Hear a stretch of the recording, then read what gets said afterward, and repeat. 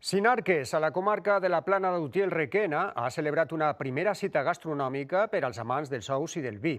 I així la grandària sí que importa, perquè l'estrella són els ous de Guala.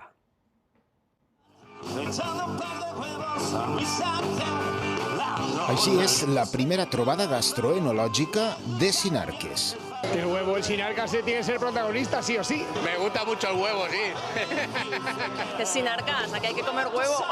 Els ous són els protagonistes de les tapes i de l'economia del poble. Més del 50% de la gent treballa a les 4 empreses productores. En Sinarcas tenemos un vino de categoría y luego productos autóctonos. Yo, por ejemplo, he hecho el ajuarriero, tenemos un montadito de ahí de morcilla y cebolla caramelizada. La gastronomía de Sinarcas es más rica, tiene más cosas aparte de los huevos, pero obviamente el huevo es un gran protagonista. Hay muchos huevos y también hay de codorniz y de ecológicos.